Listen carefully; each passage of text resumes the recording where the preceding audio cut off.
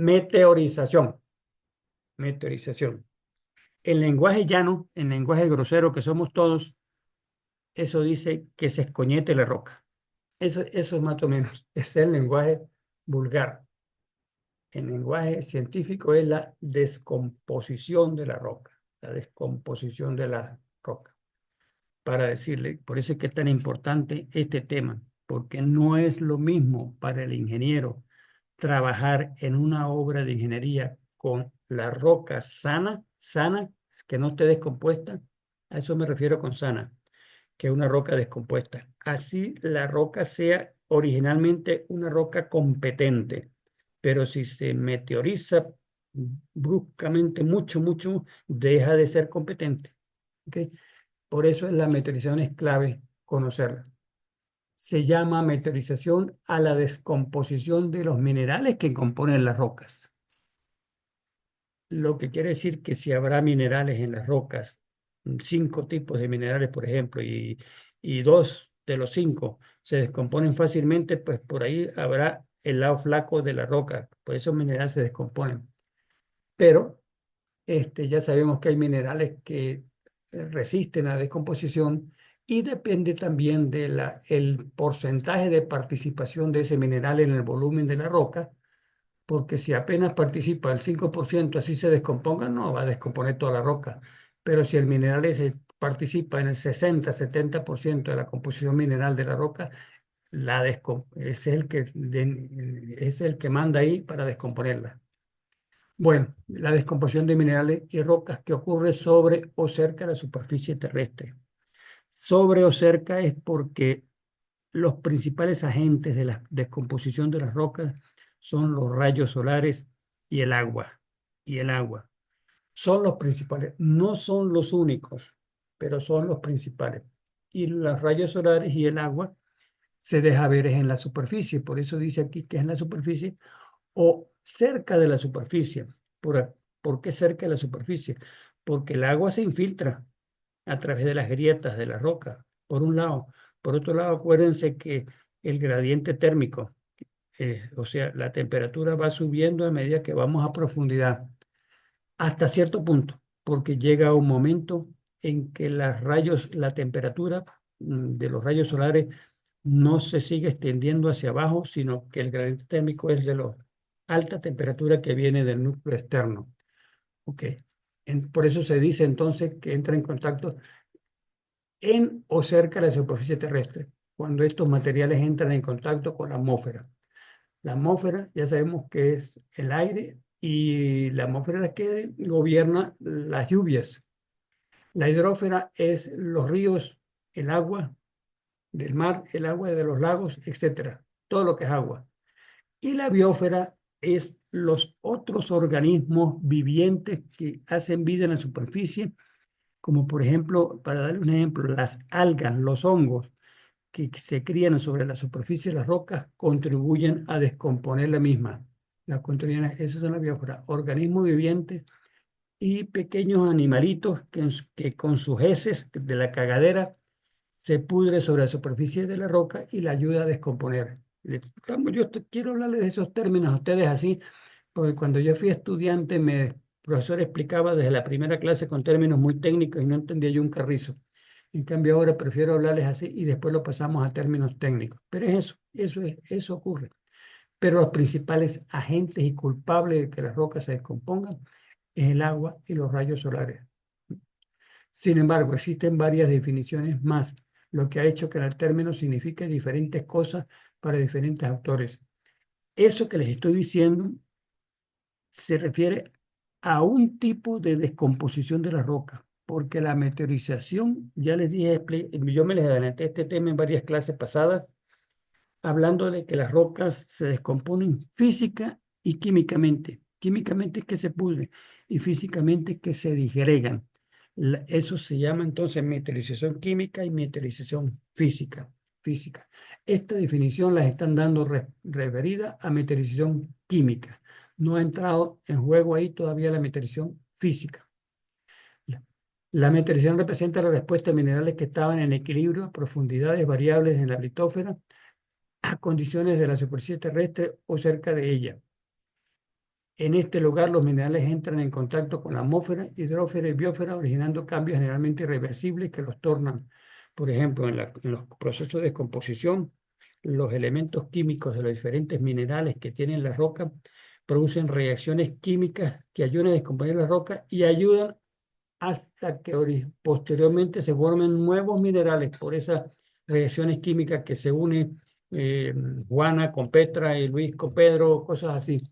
Hablo de esos nombres por reemplazar los nombres de los elementos químicos. En ese lugar, los minerales entran en contacto con la atmósfera, hidrógeno y biosfera, originando cambios generalmente irreversibles que los tornan hacia un estado más plástico o plástico, de manera que aumenta el volumen, disminuye la densidad. Esto lo vamos a explicar en la medida que avance la materia. ¿Okay? En la medida que avance la materia, va a resultar bien explicado todos esos términos. Bueno, esta es otra definición. Quise dar varias definiciones porque los autores dan varias definiciones, pero se trata de todo eso. Ustedes lo pueden leer con detenimiento y verán cómo les resulta lo mismo. Bien, para que exista la meteorización, sobre todo la química y a veces la física, porque aquí si el aire y el agua se infiltran, ya dice que la reunión se terminará en 10 minutos. Qué rápido se están terminando estas sesiones de... Cuando se acabe, no se vayan. Grabamos y ponemos otra sesión. Bien. Factores que intervienen en la infiltración del aire y el agua en las rocas. La porosidad. Los poros existentes en las rocas ayudan a que el agua penetre. Las fisuras de las rocas. Las fisuras pueden ser las fracturas que existentes en las rocas. Las rocas se fracturan por la tectónica de placas, ¿ok? Unas finamente fracturadas porque no son tan resistentes esas rocas, o unas rocas que poco se fracturan porque son muy resistentes, como las de alto grado de metamorfismo, ¿verdad? En la fisura, por ahí entra el agua. La dureza de la roca, la dureza de la roca. ¿Qué significa la dureza de la roca? Puede suceder que si la roca sea dura y sea maciza, que no haya fisuras, el agua está encima de ella y no le pasa nada, es muy resistente. A eso me refiero, que roca es muy resistente a la meteorización. Pero puede suceder que sean rocas que el agua trabaje y vaya disolviendo algunos minerales componentes de las rocas, las vaya disolviendo por acción química. No necesariamente el agua tiene que infiltrarse, sino en la superficie va disolviendo los elementos que están sujetos a disolución. Y esta clave, esta es nueva para ustedes, posición topográfica. Eso tiene mucho que ver con la orientación de los rayos solares y con la orientación de las masas de aire. Fíjense, cuando les digo rayos solares, es el calor y la masa de aire que traen las nubes, lluvia, o sea, vuelve a estar presentes los rayos solares y las lluvias, que son los elementos principales. ¿Qué tiene que ver eso? Si tenemos una montaña que tiene una ladera o vertiente, si la quieren llamar, que está expuesta a los rayos solares por la mañana el sol sale por el este, nuestro sale por el este.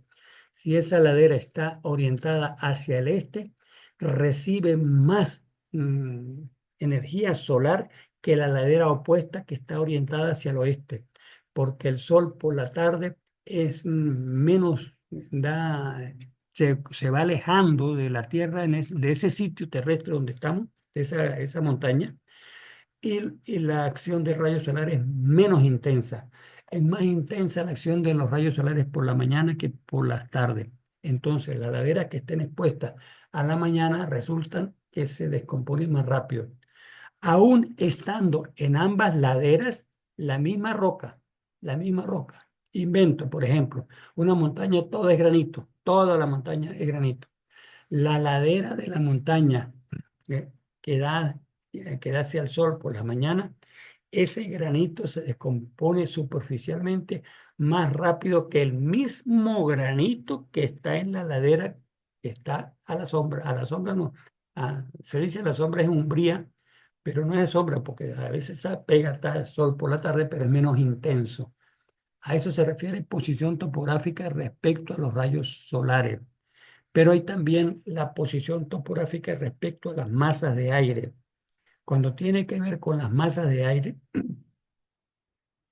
que les tengo que dar una clase sobre eso, se refiere a, por ejemplo, voy a ponerles un ejemplo teórico. Venezuela está todo el año afectada por los vientos alisios que vienen desde la península ibérica. Península ibérica es España y Portugal.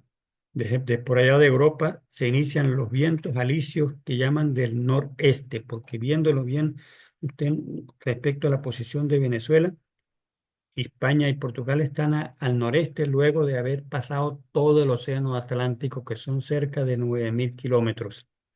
Bueno, de allá se originan los vientos alisios, que fueron esos señores vientos alisios, fueron los que trajeron a Cristóbal Colón para que descubriera la América en 3 meses, porque esos barcos de la época eran de vela, y entonces el viento pegaba esas velas, los alisios, y ayudaron a traer a Cristóbal. No, no existieran los alisios, Cristóbal Colón no hubiera llegado aquí.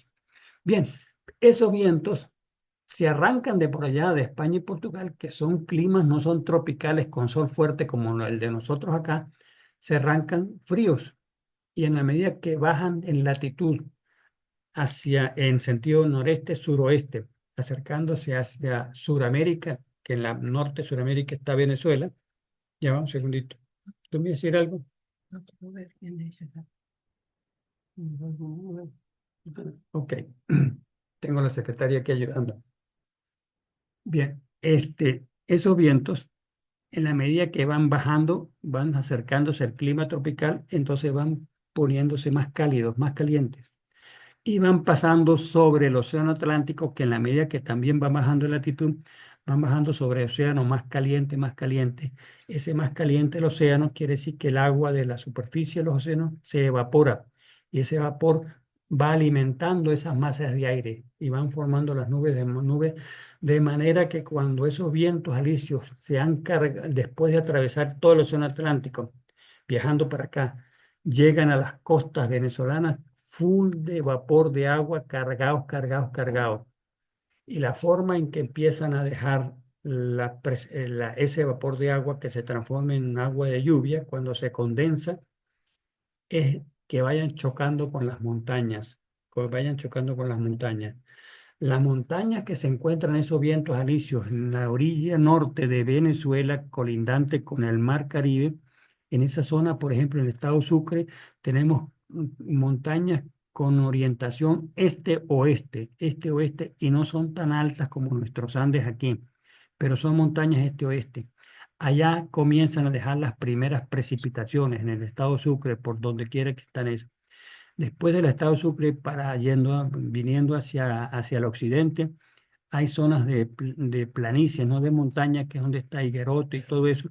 Este, y, y están un poquito más adentro las montañas, no están a orilla del mar, como están un poquito más adentro, esas masas de aire, al chocar con esas montañas que están adentro, condensan y dan grandes precipitaciones un poquito más adentro, no tan en la orilla litoral.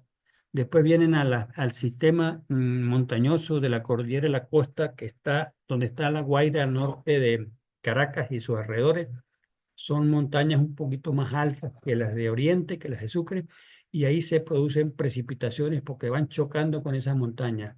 Las masas de aire chocan, las masas de aire que vienen cargadas con los alisios de mucho vapor de agua, vienen bajas en altura, vienen bajas en altura. Al chocar con esas laderas de esa montaña se ven obligadas a ascender esas masas de aire, a ascender. Y en la medida que van subiendo por esas laderas de la montaña, se produce la condensación y van dejando precipitación. Al dejar precipitación ya entra el otro elemento que les dije, el sol y ahora el agua, dejan precipitación sobre esa ladera y las rocas que están en esa ladera, que están en esa ladera, comienzan a ser afectadas por la acción del agua de lluvia. Bueno, y vamos a Occidente. Cuando llegamos a Occidente, más acá hacia Occidente, están la Sierra de San Luis al sur de Coro, en el estado Falcón. Son más o menos también montañas bajas como en Sucre, montañas bajas como en Sucre, hasta más bajas son, y producen poca precipitación porque no ha llegado a la altura donde condensa en gran cantidad de agua. Dejan poca precipitación. y se vienen más al occidente y encuentran la cuenca del lago de Maracaibo y se meten por allí. Esos vientos alisios que venían con orientación noreste-suroeste van cambiando esa orientación a medida que se encuentran con los sistemas montañosos que las obligan a que si, por ejemplo, montañas están orientadas norte-sur, entonces obligan a que esas masas de aire cambien de orientación hacia norte-sur, adaptándose a las orientaciones que los sistemas montañosos le imponen. Es la razón por la cual esos vientos alisios se nos meten por la cuenca del lago Maracaibo. Ahí encuentran el corredor del valle del río Chama, el valle del río Chama, que todos hemos pasado por allí hasta el Vigía y se meten por esa zona y tiene orientación norte-sur y llegan a estanques. Hoy vamos a ver eso en la salida de campo. Llegan a estanques y ahí en estanques empiezan a chocar con lo que es la cordillera andina, que es alta. Y entonces, como chocan ahí, está en sentido norte-sur, está como que si fuéramos a los pueblos del sur. Y en esa zona apenas están empezando los vehículos a subir hacia los pueblos del sur y deja de ser eh, la vegetación semiárida y pasa a ver una vegetación muy... Entonces la posición topográfica, les estaba explicando cuando se fue a la clase y ya, no, ya le expliqué la posición topográfica respecto al Sol y ahora las masas de aire. Las masas de aire entonces van adaptando su dirección de acuerdo a la conformación, a los corredores, los cañones que presenten, los valles rectilíneos, de acuerdo a la orientación, si norte-sur, todo eso, van cambiando la orientación y van produciendo precipitación también. Eso es los factores que intervienen en la filtración del aire y el agua en las rocas. Factores que intervienen en la meteorización mecánica o física. Todo esto lo vamos a explicar. La expansión termal, la presión, crecimiento de cristales extraños en fracturas y poros y organismos. Por ahora se los menciono, pero eso viene en una detallada explicación de cada uno de ellos en esta misma clase. ¿Ok? Bien. Recuérdese nuevamente, mañana a las 8 nos vemos para el examen. ¿Ok? Si no nos dejan entrar, pues ahí mismo reunidos nos ponemos de acuerdo cuándo podemos hacer el examen. La meteorización ya les dije, física, química, biológica. Esta biológica, muchas personas, muchos geólogos la incluyen aquí, en la biológica. Entonces sería bioquímica, porque en la biológica se producen interactuaciones químicas, en la biológica también. Se producen interactuaciones químicas aquí en nada orgánico y aquí interactuaciones químicas en cuestiones orgánicas, pero todas son interactuaciones químicas. Por eso es que las engloban en una sola, la química y la física. Los tipos de meteorización. Para que haya meteorización física, ella se da mediante diversos procesos. Y los procesos principales en la física, por ejemplo, todo esto va a ser explicado. La gelifracción, el hielo rompe la roca y la agranda. Eso está sujeto a que sean zonas donde hay masas de hielo. Termoclastia, contraste de temperaturas que provocan fracturas y contracción. Ya vamos a explicar más adelante esto. Pero por lo pronto vayan viendo que hay diversos procesos en los cuales se produce la meteorización física. Y le dije que la meteorización física es disgregación de la roca en pedacitos pequeños, así esos pedacitos estén sanos químicamente, así no estén alterados. Simplemente se polifractura, se rompe, se disgrega en pedacitos. Y la química, hay procesos que contribuyen a la meteorización química, la oxidación, la hidrólisis, la carbonatación y la disolución. Y esta es la de los seres vivos que yo les había hablado de los líquenes y de la mierdita, de los animalitos y cosas de esas. ¿Ok? Que se refiere a eso. Vamos a entrar en detalle cada una de esas cosas. Aquí otra explicacióncita, ya más gráfica. Aquí, fíjese, esto es lo que llamo yo la orientación de las masas topográficas. Si el sol está para acá por la mañana, esta ladera estas rocas, que si así es la misma roca toda la montaña, se descomponen más rápido que las que están en este lado, que las que están en este lado. Siendo la misma roca. Y dice, bueno, si ese es el mismo granito, ¿por qué carrizo este está todo más podrido y este está más sano? Por esas razones. ¿Ok? Aquí está la física, cambios térmicos, agua del hielo, crecimiento de cristales, la química, hidratación, eso mismo que les mencioné hace rato, y la biológica, actividad de las bacterias, putrefacción. Este, Cuando se descompone, es más fácil que los agentes de la erosión trabajen más rápido, más fácilmente esa roca que está totalmente descompuesta, arranca materiales, bajan por gravedad por acá en diferentes formas, de manera violenta o de manera sencillita, o de manera de grandes masas o de manera de partículas individuales. Hay muchas formas en que se bajen eso. Después, más adelante, y en el campo vamos a ver, la serie de campo vamos a ver todas esas cosas. Donde intervienen el agua, el viento y la gravedad, ayudan a que se bajen todos los materiales para acá. Al material, llegar los materiales aquí ya son sedimentos. Y acuérdense que los sedimentos están sujetos a esto, cementación, que eso va para el examen de mañana, diagénesis, litificación y dar origen a rocas sedimentarias. Se transforma en rocas sedimentarias. Aquí esta roca que estaba aquí pudiera ser ígnea, sedimentaria o metamórfica, pero igual se arrancaron materiales y vinieron para acá, se depositaron y aquí van sufriendo procesos de litificación y se producen las rocas sedimentarias. ¿Ok? Bien, diversos tipos de rocas sedimentarias, de acciones. Bueno, comportamiento de los minerales ante la meteorización. Acuérdense que la roca está compuesta por minerales, uno, dos o muchos, y los minerales están compuestos por elementos químicos. Así es, ese es más o menos el orden de las cosas.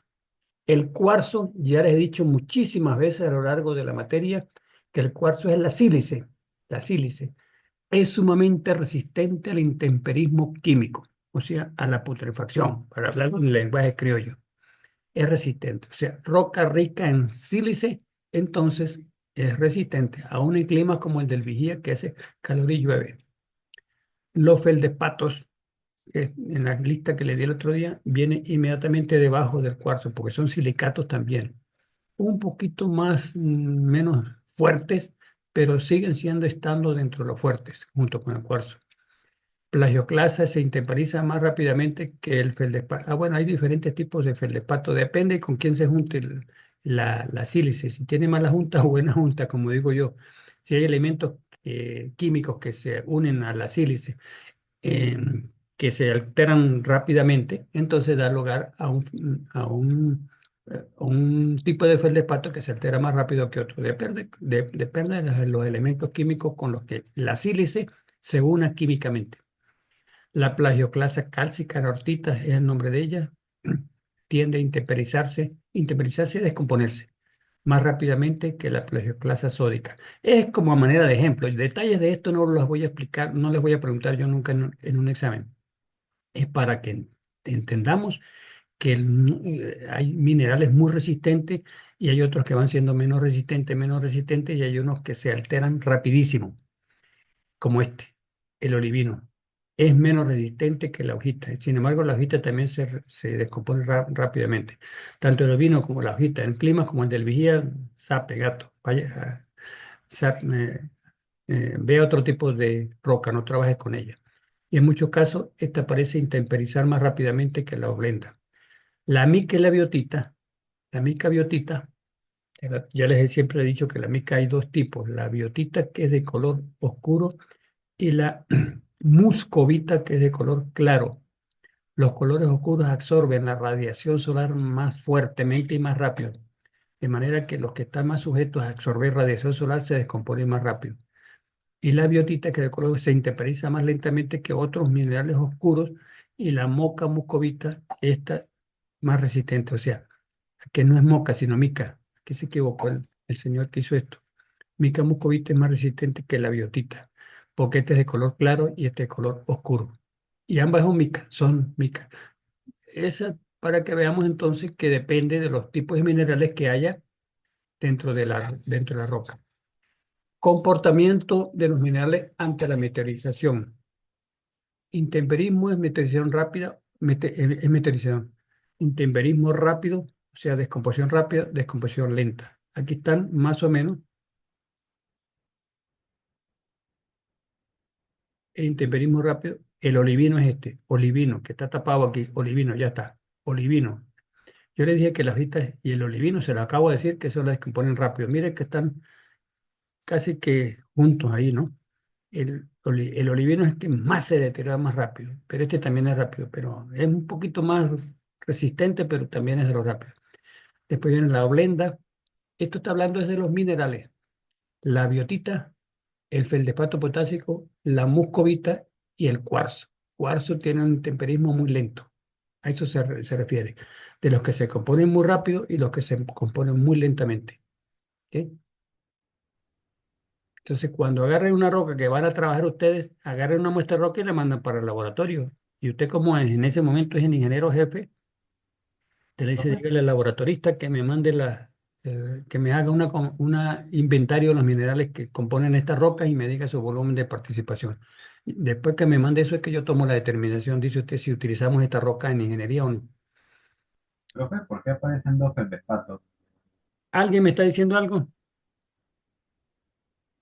Sí, que ¿por qué aparecen dos feldespatos? Casi no te escucho. Aló, ¿puedes repetir la pregunta otra vez? Bachiller. Épale. Que Bueno, ¿por qué aparecen dos feldespatos? ¿por qué aparece entonces el feldespato? Es lo que te escucho. No, dos feldespatos. Vuelvo a esto. Ajá, aparece uno arriba y otro abajo. Claro, es una cosa es el feldespato y este es el otro elemento químico que se une. Entonces, hay varios tipos de feldespato, depende con quién se una. Esto quiere decir que tiene potasio, ¿eh? Y este feldespato puro. Ya cuando se le agrega el potasio al feldespato, entonces ya pasa a ser más resistente. A eso se refiere. ¿Está bien? Sí, Y gracias por la pregunta. Por lo menos así sí te ocurrió preguntar. Los otros están todos callados. Meteorización física produce la disgregación, lo que yo les decía, disgregación o ruptura de la roca, sin que cambie su composición química o mineralógica. O sea, químicamente esa roca no está afectada para nada, sino que físicamente, y esa de que se disgrega puede ser por varias razones que vienen explicados más adelante. ¿Ok? La roca se va fracturando y los pequeños fragmentos que se generan pueden ser erosionados y transportados posteriormente. Claro que ya no es un bloque grande que el agua no la puede transportar porque es muy grande y pesada, pero si se fragmenta en pedacitos pequeñitos, el agua sí los puede transportar, se erosiona y los transporta. Bien, y las grandes roturas de las rocas se producen por las grandes fallas, pues las zonas de contactos de placas son zonas de mucho fracturamiento de rocas, porque son donde están las mayores fuerzas del planeta Tierra. Aquí, meteorización mecánica debido a cambios de temperatura. Las temperaturas altas, ya estamos empezando a ver las acciones en los procesos que se dan. En este caso, la meteorización mecánica o física. Las temperaturas altas dilatan la roca, mientras que cuando baja la temperatura bastante, contrae la roca, contrae la roca. Eso ocurrió, a mis alumnos siempre les he hecho ese cuento, que aparece en los libros de geología. En África no, en los desiertos árabes, en principio había un desierto que esa zona estaba la habían invadido los franceses y estaba bajo la soberanía francesa. Y establecieron unos cuarteles, unos fuertes allá del ejército francés. Y porque se metieron para allá, invadieron eso y se lo tomaron para ellos. Y en esas zonas habían los famosas tribus beduinas de los árabes. que son tribus que son muy sedimentarias y siempre andan trasladándose de un sitio para otro y todo eso. Y esos franceses establecieron esos fuertes para cuidarse de esos beduinos lo llaman. Y en las madrugadas los soldados que hacían guardia oían muchas explosiones y entonces creían que eran los beduinos que los querían invadir y se ponían en emergencia todos en guardia. Y a la final los benditos beduinos no llegaban, pero ellos oían los ruidos. Hasta que de pronto hubo unas comisiones de geólogos franceses que querían hacer estudios en esas zonas que su país había invadido. Y los únicos sitios que tenían para quedarse durmiendo y todo eso eran los cuarteles, esos donde estaba la tropa francesa. Y fueron testigos de las explosiones, esos por las madrugadas, que se ponían en guardia los soldados y no llegaban. Pues el enemigo no llegaba. Entonces se le dieron por hacer expediciones para ver por qué esos ruidos.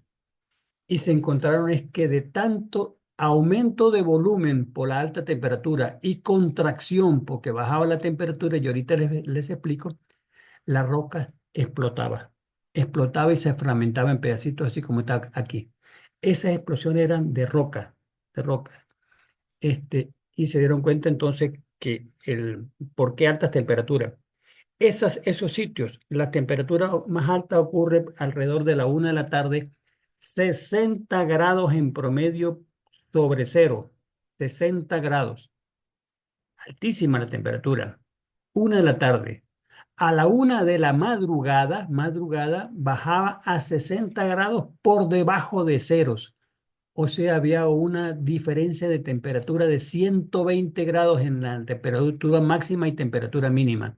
Esa diferencia se llama amplitud térmica diaria. Grande, grande, una amplitud térmica diaria de 120 grados origina la fragmentación de las rocas. ¿Ok? Son una de las causas por las cuales la meteorización física disgrega la roca. Eso en cuanto a las temperaturas. Esto en cuanto a la acción del hielo. Acción del hielo. Temperatura mayor a 0 grados centígrados, temperatura menor a 0 grados centígrados. El hielo ocupa el 10% más espacio como la misma cantidad de agua. El agua líquida, cuando se mete por las fracturas de las rocas, vamos a suponer que esto es una fractura de la superficie, se metió por aquí. El agua líquida, pues lo que hace es ocupar el espacio que dejó libre esa fractura. Si la fractura es ancha, pues si la fractura es estrecha, ocupa poco espacio. Esa agua líquida, cuando baja la temperatura por la madrugada, se congela y el agua congelada aumenta el volumen y como es sólida el agua, presiona en las paredes de esa fractura y hace que este pedazo de roca se venga para acá y este pedazo se venga para acá y se amplía la fractura.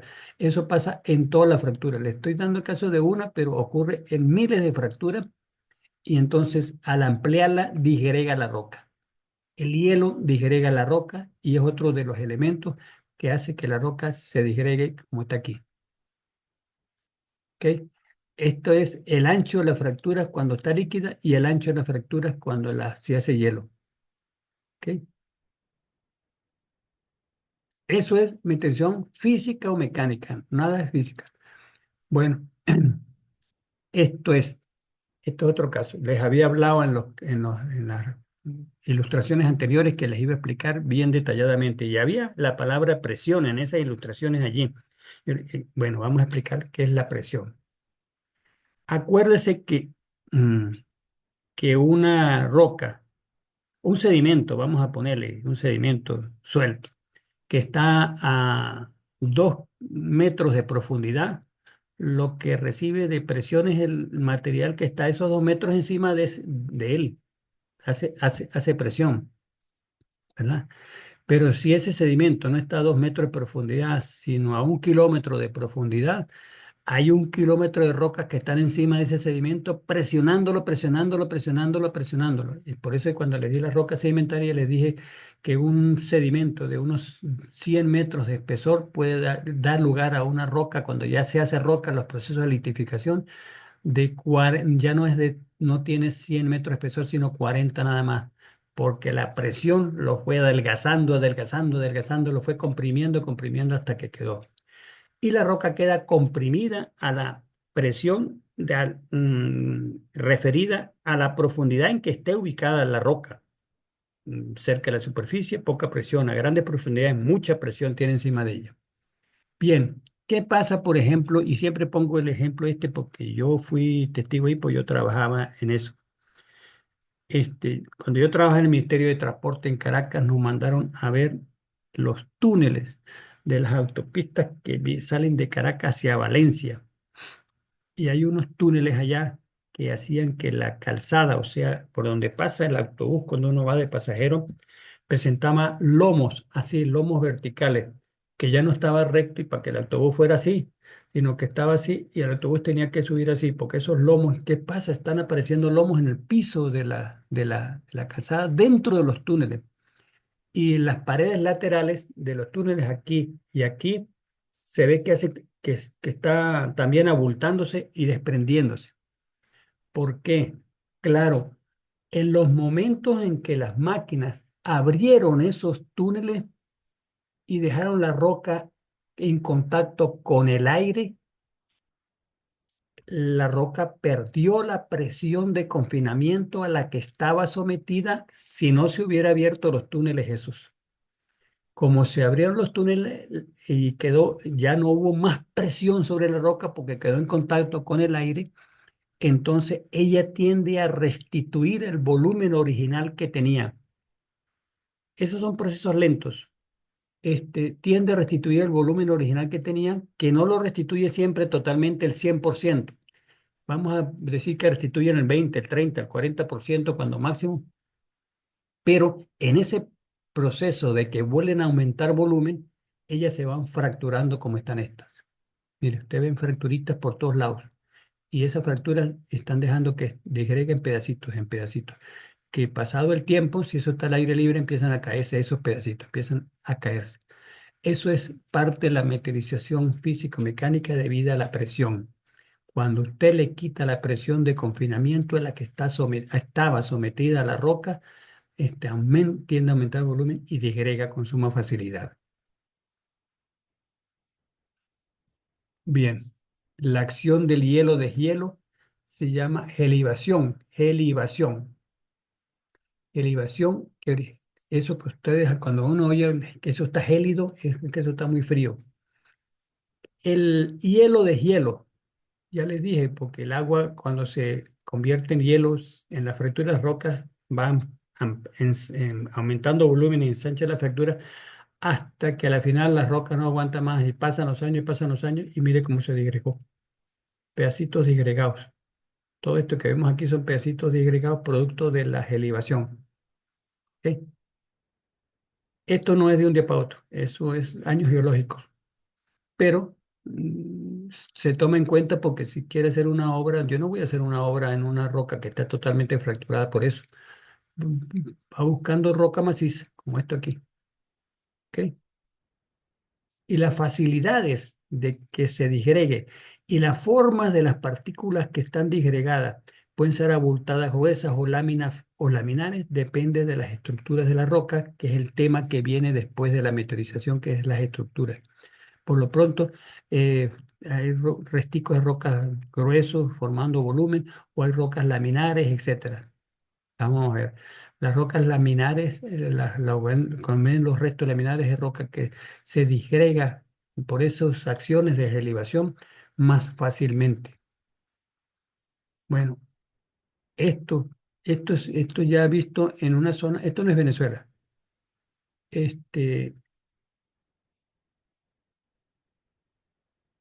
Visto en más detalle que aquí la roca, en este sector, por poner un ejemplo, la roca fue menos afectada por los cambios de temperatura, ¿verdad? De bajo a alta temperatura del hielo. El hielo, baja temperatura, se congela, a alta temperatura se hace agua líquida. Esta zona estuvo muy sujeta a la acción de ese y mire cómo se ha disgregado. Se ha disgregado. ¿Ok? O aquí había menos fracturas y entonces el agua no penetró dentro de esas fracturas y aquí había más fracturas y el agua penetró dentro de las fracturas y logró disgregarla. Bien, acción del agua en las fracturas de las rocas. para que vean que el agua... Este es un perfil de un tipo de terreno que presenta esta forma. Fíjense que tiene un entrante aquí. Hay rocas que son entrantes así. Y le voy a dar un dato para el examen de mañana. Que le dije que hay rocas sedimentarias y metamórficas de origen sedimentario que son tan duras que hasta se pueden construir con las máquinas cosas que tienen pendientes negativas. Si, por ejemplo, esto no fuera inclinado aquí, no fuera inclinado, sino que fuera horizontal, así, por aquí fuera, pasaran carros. O sea, esto es lo que se llama semitúnel, porque aquí estaba así, aquí está aire libre y todo esto está así. Bueno, y si fuera horizontal aquí y pasaran carros aquí, esto se supone, y pues yo no paso por ahí porque eso se me va a caer. No, la cuarcita, que es una roca metamórfica, muy dura, se le dije que son de las más duras, porque proviene de la arenisca sedimentaria. Y si la arenisca era silicia y dio lugar a y se metamorfizó hacia cuarcita, usted puede poner cosas así. Pero hay que saber qué tipo de roca para poder que usted construya eso así. Aquí en la vía de la Zulita, en la vía de la Zulita, donde está la chorrera, antes de llegar a la Alcabala de las Cruces, hay un pedacito así, así. Ahí son rocas sedimentarias, es arenisca muy fuerte y los estratos tan horizontales y permite eso así. ¿Ok? Bueno, el lago, eso ya les he explicado la parte anterior. Ahora vamos el por qué están estas ilustraciones en las clases de meteorización. El agua se mete aquí, y se congela, y va ampliando, y va, en la medida que va ampliando, se va fracturando más a profundidad, más a profundidad, más a profundidad, y de pronto ya no agua, ya se extendió tanto la línea de fractura que el bloque se desprende. Eso es meteorización mecánica o física, producto de la acción de las aguas por congelamiento. ¿Ok? Mire cómo quedan rocas, cómo quedan las rocas, producto del hielo, de hielo. Estas son más o menos las rocas que les conté. No son estas, pero así como estas, las que explotaban en los desiertos que les conté con el ejército árabe, francés, con los árabes. Después ya encontraban rocas, pues, están todas explotadas así. ¿Sí? Originalmente, y les quiero decir también, esta roca redondeada, sin que póngale que estén en todas enteras, como esta, por ejemplo, que están redes redondeadas, el redondeo es transporte de esas rocas, producto de las aguas, mayormente por los ríos. No son los únicos, pero mayormente por los ríos. De tanto darle golpes al agua a lo largo del río, las va redondeando, las va redondeando, las va redondeando. Para darles otra idea, sé que van a ser ingenieros, no han visto eso todavía, no sé todavía si han visto obras viales, los muritos, los muritos de gaviones, que se utilizan muchos restos de rocas amontonaditas y las dan forma y le hacen muros con eso y los protegen con una malla metálica. Están utilizando rocas redondeadas así para hacer los gaviones. No utilicen rocas redondeadas para hacer los gaviones. Creo que se me fue la luz.